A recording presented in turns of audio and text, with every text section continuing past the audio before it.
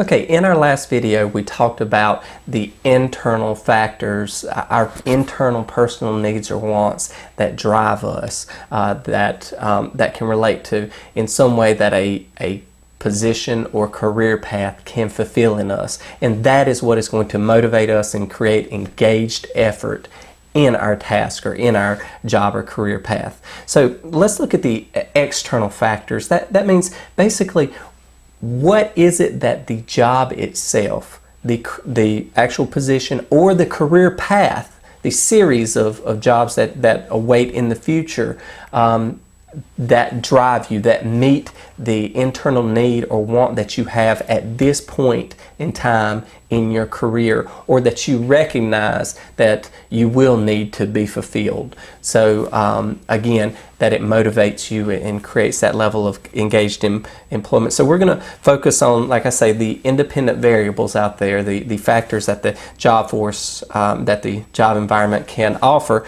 And the three big categories are the organizational scheme.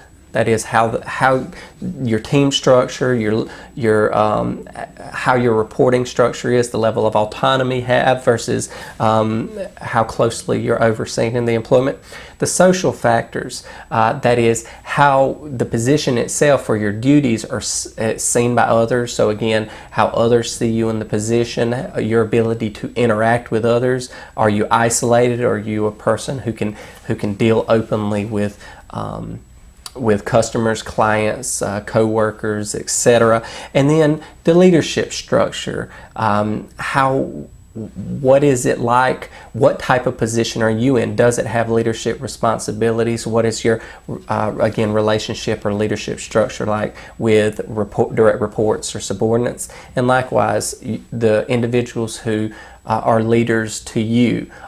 And leadership is the ability to inspire and motivate. So leadership is not synonymous with management. Different management styles may have a leadership function. That is, through their management techniques, individuals can also be leaders. So through that, you as well can be motivated yourself, and the way that individuals look towards you as a leader, and how you employ your management techniques, again, can be a factor there for how you're motivated in the workforce. So let's look at some very specific or very well understood or known external factors that of how the job place or how the job environment or career path motivates you. So there's always the motivational aspect of negative consequences. You do this, or there's negative consequences associated with it.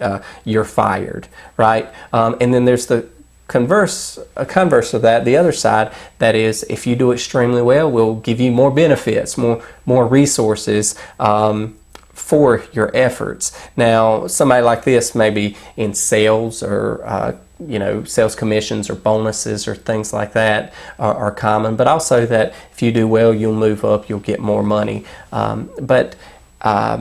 These are the most common understood, but there are so many other factors, again, like we've discussed before, such as your reporting environment, the level of autonomy you have, etc., that could motivate you far more than simply focusing on the stick and carrot approach. Hey, you don't do well, you're fired, or hey, you do well, we'll give you more resources. So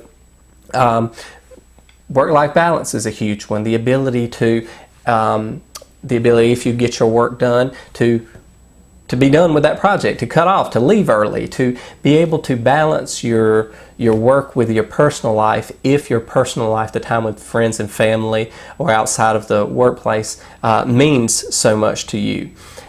Could it be that you undertake or allowed to undertake enjoyable activities at work, and that somehow motivates you?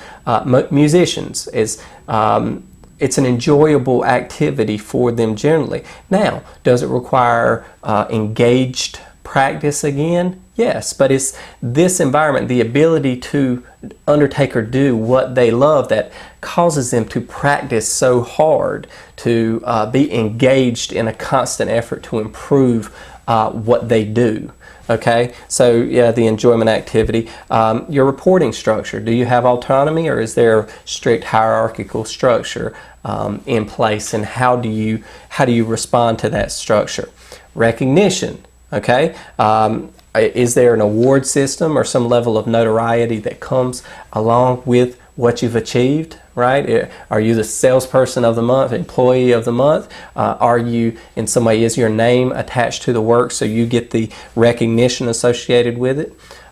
Is it creative output? Do you need some finished product that you can be proud of? A publication, a scientific experiment, a building that you created, a piece of artwork that you created, anything in that nature that, okay, there's the finished product, and again, that creative output.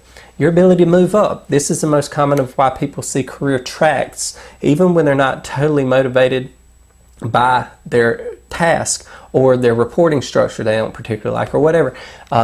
The ability to move up, or the future that sits on the other side of a level of effort, sometimes motivates individuals sufficiently that they'll stay engaged in their task.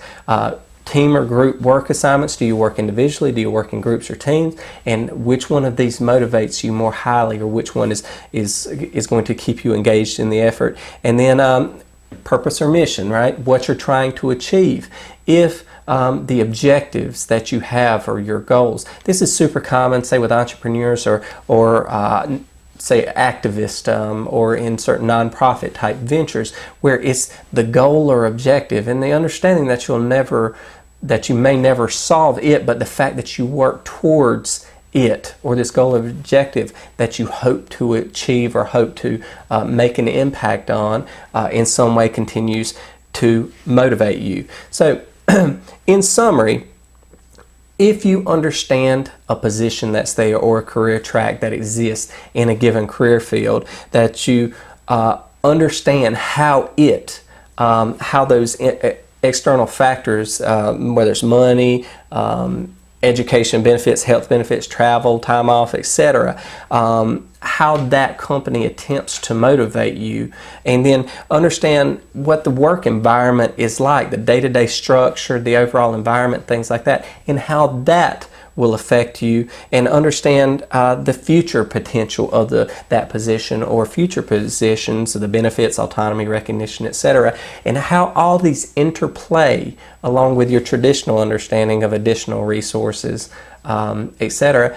All of these things will go into making the determination of what position you pursue and what career track you follow. So again, if you understand this extremely well, you will set yourself off on the right foot in working towards choosing a career path to pursue.